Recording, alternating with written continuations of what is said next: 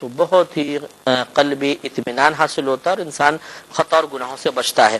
اب میں تھوڑی سی آیات کریمہ اور چند احادیث کریمہ آپ کو اس بارے میں عرض کرتا ہوں کہ اگرچہ اللہ تبارک و تعالی نے سب کچھ لکھ دیا ہے، یعنی ہدایت و گمراہی کے علاوہ جتنے مسائل ہیں، لیکن اس کے باوجود ہمارے لیے کوشش کے اشارے ہیں، کوشش کا حکم موجود ہے۔ لہذا سورہ نجم آیت نمبر 39 سے 41 تک، 39، 40، 41 تین آیات میں اللہ تعالی نے ارشاد فرمایا وَأَن لَّيْسَ لِلْإِنسَانِ إِلَّا مَا سَعَىٰ، اور انسان کے لیے، بے شک انسان کے لیے وہی ہے جس کی اس نے کوشش کی، وَأَنَّ سَعْيَهُ سَوْفَ يُرَىٰ، اور بے شک اس کی کوشش ان قریب دکھائی جائے گی، یعنی میدان معاشر میں تم نے یہ کوشش کی، اس کا یہ بدلہ ہے۔ ثُمَّ يُجْزَاهُ الْجَزَاءَ الْأَوْفَىٰ، پھر اسے مکمل پوری جزا اور بدلہ دیا جائے گا۔ تو معلوم یہ ہوا کہ انسان کو کوشش کرنے کا حکم ہے، اس کو مجبور محض ہو کر بیٹھ نہیں جانا چاہیے، اپنے آپ کو بیکار نہیں کر لینا چاہیے، ہر چیز کی کوشش کرے، نیکی کی بھی کوشش، گناہ سے بچنے کی کوشش، اس کے علاوہ دنیاوی جیسے اسباب ہوتے ہیں، کاروبار کرنا، اپنے بچوں کی تربیت کے لیے کوشش کرنا، بلکہ اللہ نے مکلف بنایا، آپ کو معلوم ہے کہ بہت سی چیزوں کا کوشش ہمیں جاری رکھنی چاہیے، نتیجے کو اللہ کے سپرد کرنا چاہیے۔ اسی طرح سورہ کہف آیت نمبر 29 میں اللہ تعالیٰ فرماتا ہے کہ فمن شاء فلیؤمن ومن شاء فلیکفر، تو جسے چاہے، تو جو شخص چاہے تو وہ ایمان لے آئے، اور جو چاہے تو وہ کفر اختیار کرے۔ یعنی کہنے کا مطلب اختیار دینا نہیں ہے، بلکہ کوشش کا حکم ہے کہ تمہیں ایمان اختیار کرنا ہے اور کفر کو چھوڑنا ہے، لیکن اگر تم نہیں مانتے ہو تو ٹھیک ہے، تمہاری مرضی ہے، تم چاہے ایمان اختیار کرو، کفر اختیار کرو، آخرت میں تمہاری گرفت ہوگی، اور جو تم نے عمل اختیار کیا ہوگا اگر اچھا ہوگا تو اس پہ انعام مل جائے گا، ورنہ اس گرفت کے جواب میں تمہیں جہنم میں ڈالا جا سکتا ہے۔ یہاں پر بھی کوشش کا حکم ہے۔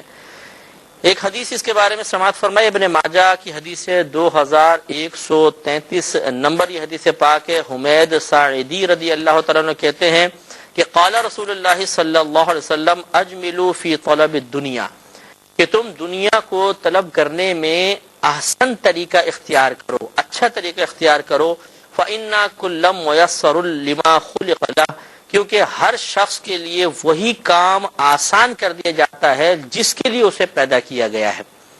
تو معلوم یہ ہوا کہ دیکھیں نبی کریم نے طلب دنیا کے لیے بھی عمل اختیار کرنے اور اچھے انداز سے اختیار کرنے کا حکم دیا، اور یہ بیان فرما دیا کہ ہر شخص کو وہی ملے گا جس کے لیے وہ پیدا کیا گیا ہے، نتیجہ وہی نکلے گا کہ جو اللہ تبارک و تعالی نے ہمارے لیے فیصلہ کر دیا ہے۔ میں بہک سکوں یہ مجال کیا، میرا رہنما کوئی اور ہے۔ حضرت جابر رضی اللہ تعالیٰ عنہ سے مروی ہے، مسلم کی حدیث ہے، حدیث نمبر 4788 ہے۔ یہ کہتے ہیں کہ جاء سراقہ بن مالک بن جعشم، کہ حضرت سراقہ بن مالک بن جعشم نبی کریم صلی اللہ علیہ وسلم کے پاس حاضر ہوئے، اور انہوں نے کچھ آپ سے سوالات کی، طویل حدیث ہے تو میں مختصر کر رہا ہوں۔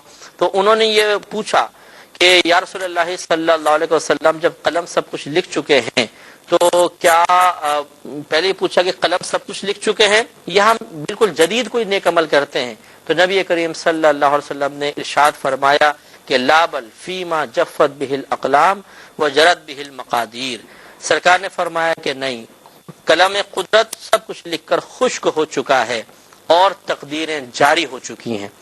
یعنی اب تم نئے سرے سے کوئی عمل نہیں کر رہے ہو کہ اللہ کے فیصلے کے بغیر کوئی عمل کر رہے ہو، اللہ تعالیٰ تمہارے لیے فیصلے سب کر چکا ہے۔ تو وہی جو سوال بیدار ہوتا ہے ہمارے ذہنوں میں بھی، قالت، انہوں نے عرض کی ففیم العمل، یا رسول اللہ تو پھر عمل کس چیز کا رہا؟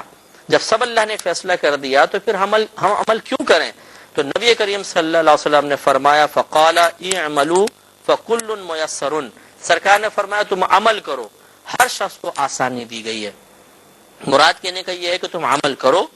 اللہ تبارک و تعالیٰ کی یہ عادت کریمہ ہے کہ عمل کا نتیجہ مرتب کر کے سامنے لاتا ہے، اگرچہ وہ پہلے سے فیصلہ شدہ ہوتا ہے۔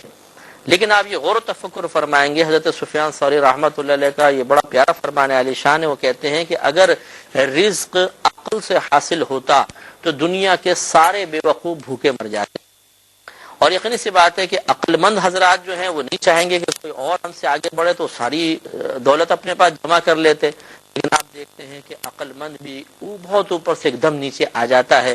اور اگر آپ پاگل خانے میں چلے جائیں تو ایسے لوگ جن کی عقل ہی بیچاروں کی ختم ہو چکی ہے ان کی خدمت وہ لوگ کر رہے ہوتے ہیں جو صاحب عقل ہوتے ہیں.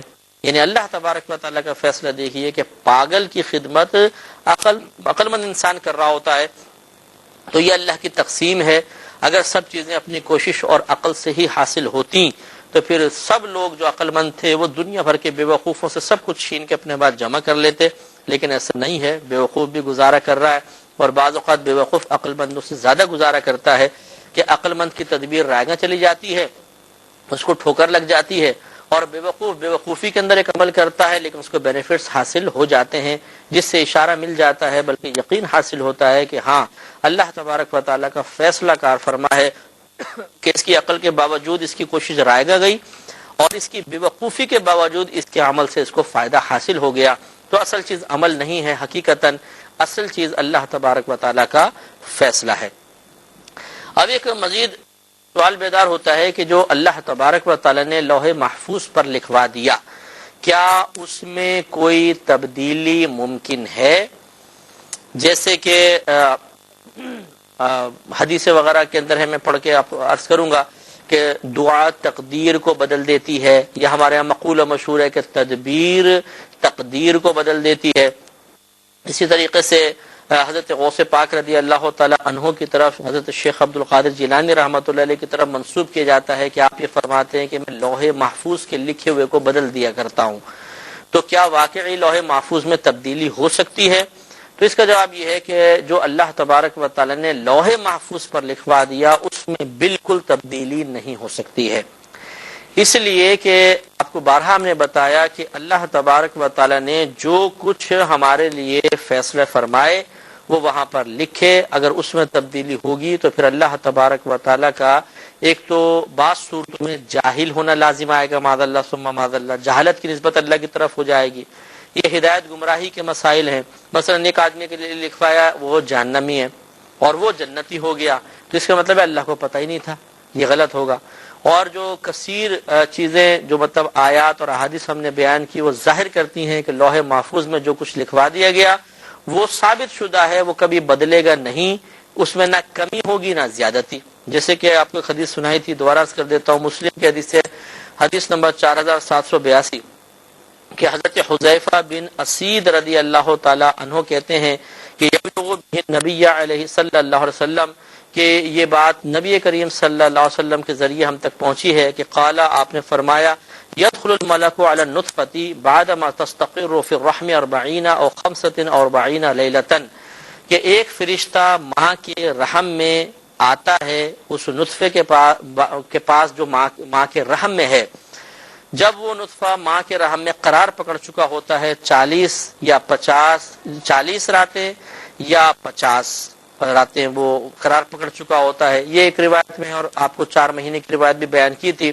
فیقول, پھر وہ اللہ تعالیٰ سے کہتا ہے, یا ربی اشقی اور سعید, اے میرے رب یہ شقی ہے یا سعید, یعنی جنتی ہے جہنمی. فیکتبانی, تو اس کے لیے دونوں چیزیں لکھ دی جاتی ہیں. فیقول, پھر وہ پوچھتا ہے کہ اے ربی, اے میرے رب, الذکر او انثی, یہ مذکر ہوگا یا مؤنث. فیکتبان, یہ دو چیزیں بھی اس کے لیے لکھ دی جاتی ہیں کہ مذکر ہے یا مؤنث ہے. وَيُكْتَبُ عَمَلُهُ وَأَثَرُهُ وَأَجَلُهُ وَرِزْقُهُ, اور لکھ دیا جاتا ہے اس کا عمل, اس کے اثرات وغیرہ جو کچھ نشانات وہ قائم کرے گا, اس کی موت, اس کا رزق. ثُمَّ تُطْوَى الصُّحُفُ, پھر صحیفے لپیٹ دیے جاتے ہیں. فَلَا يُزَادُ فِيهَا وَلَا يُنْقَصُ, تو نہ اس میں کوئی زیادتی ہوگی اور نہ اس میں کمی ہوگی. تو یہ فیصلہ شدہ ہے. باقی یہ کہ لوح محفوظ میں جو دعا کے ذریعے تبدیلی کا تصور پیدا ہوتا ہے اس کی حقیقت کیا ہے, یہ انشاءاللہ نیکسٹ پروگرام میں اس پر بحث کریں گے. وآخر دعوانا ان الحمدللہ رب العالمین.